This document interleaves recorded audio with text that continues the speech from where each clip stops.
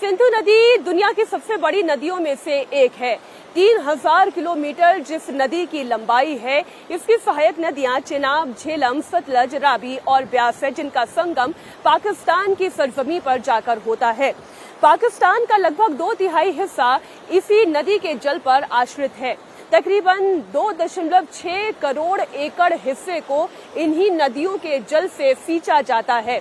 भारत की ओर से लिए गए इस कूटनीतिक फैसले के बाद पाकिस्तान इसलिए डरा हुआ है कि अगर ये पानी रोक दिया गया तो उनके एग्रीकल्चर का क्या होगा, उनके विद्युत परियोजनाओं का क्या होगा, खाने पीने का संकट ना पैदा हो जाए।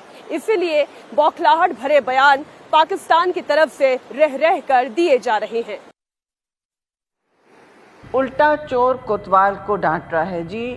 साफ बात यह है कि पाकिस्तान में जो शवाहिद मिले हैं, हमें तो कोई हिंदुस्तान ने शवाहिद नहीं दिए, बगैर किसी प्रूफ के मिनटों में 5 मिनट नहीं गुजरे थे कि पहलगाम अटैक पाकिस्तान पर पहना दिया गया as an attacker, as a sponsor. Water terrorism जो वो कर रहे हैं मोदी सरकार, ये पहले से उनका, मैं तो इस हाउस में कह चुकी हूँ कि उन्होंने वाटर टेररिज्म और पानी को हथियार बनाना, उसको वेपनाइज कराना अपने पहले टर्म में भी उनकी ख्वाहिश थी करने की। ये 21वीं सदी है, ये सेकेंड वर्ल्ड वॉर का एरा नहीं है। लेकिन अगर वो उसको वापस लाना चाहते हैं तो कोई पीछे नहीं हटेगा जी। वो वापस लाना चाहते हैं तो हम उनको ये नहीं कहेंगे कि आइए प्लीज़ प्लीज़ आप अमन की बात कीजिए। पाकिस्तान पीपल्स पार्टी के अध्यक्ष बिलावल भुट्टो जब ये कहते हैं कि सिंधु नदी में, इस सिंधु दरिया में या तो जल बहेगा या फिर हमारा लहू बहेगा, इसका मतलब वो सीधे सीधे भारत सरकार को उकसाने की कोशिश करते हैं। जब पाकिस्तानी सीनेटर ये कहते हैं कि खून की होली खेली जाएगी तो भारत को उकसाने के लिए कहते हैं। और इस बौखलाहट के पीछे कारण क्या है, उसका सबसे बड़ा उदाहरण एक किस्से के जरिए मैं आपके सामने रखना चाहती हूँ। साल 1947 में जब भारत और पाकिस्तान का विभाजन हुआ था तो सिंधु और उसकी सहायक नदियों का अधिकतर हिस्सा भारत के हिस्से आ गया था।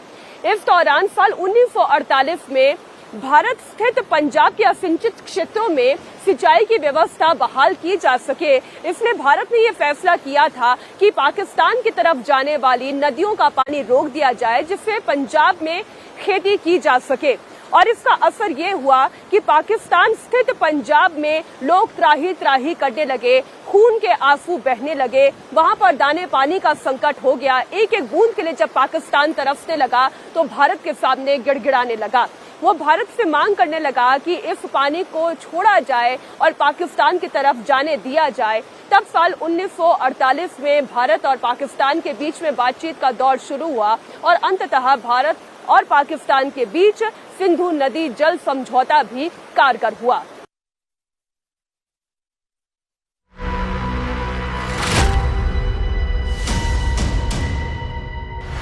पानी तो रुक गया। पीएम मोदी ने जो कहा वो 24 घंटे में कर भी दिया। पाकिस्तान देखता रह गया। पानी के नाम पर पाकिस्तानी फौज ने सर्कस तो शुरू कर दिया, लेकिन उसके फौजी खाएंगे क्या? पाकिस्तान की अकाल मृत्यु। पानी के लिए पाकिस्तान में पहले ही हाहाकार मचा हुआ है। 3/4 पाकिस्तान में पानी की एक एक बूंद के लिए बवाल मचा है। सिंध से पंजाब तक धरने पर धरने चल रहे हैं। लाखों लोग सड़कों पर उतरे हैं।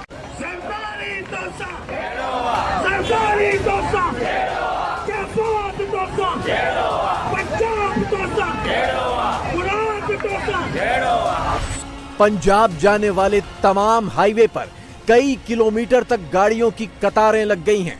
भारी भरकम ट्रक 6 दिनों से 1 इंच भी नहीं हिल पाए।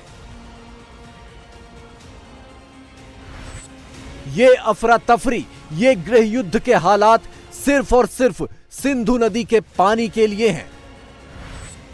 और अब उसी सिंधु के पानी पर एक और बड़ा ब्रेक लग गया।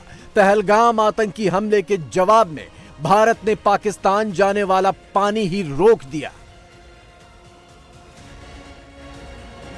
मैं दरियाए चिनाब के किनारे पर खड़ा हूं। ये आप नीचे देखें, तकरीबन मुझे लगता है कि जिस तरह वो दरिया चनाब के पानी को उसने टोटल बंद कर दिया है। ये देख लें मेरे साथ, ये किनारों से पानी जो है ना 2-2, 3-3 फुट नीचे चला गया है। बिल्कुल ऐसा लगता है जैसे पानी जो है ना बिल्कुल साकन हो गया है। ये सामने जो है ना आप नजर जहां तक नजर मारेंगे ना पानी तेजी के साथ जो है ना नीचे उतर गया है। अभी मैं सुबह पीछे करने आया था, ये दरिया फुल था। अभी देखते देखते जो है ना 4-5 घंटे में दरिया तकरीबन खाली हो गया।